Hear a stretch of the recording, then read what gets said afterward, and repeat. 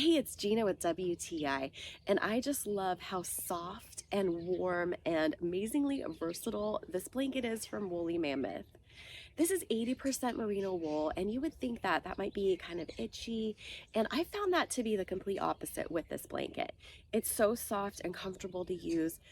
It's so nice to have this inside my car for when I want to do just an impromptu trip to the beach and be able to put it on the sand and enjoy the sunny weather. The sand shakes out of this really well. It doesn't leave any residual grains, which I really appreciate. This is so great to use on the grass. We still have quite a bit of wet ground, and so I like putting this on the ground so that I don't get wet but can still be able to enjoy little bursts of sunshine that we get this time of year. You can tell that this blanket is made to last.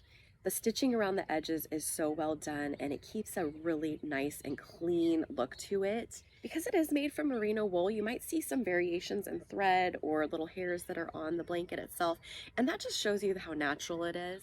I got the chocolate brown color, and this is even more gorgeous in person than it was in the pictures. I was just so impressed with how rich and vibrant this color is. It's just absolutely gorgeous. You will not be disappointed with this blanket.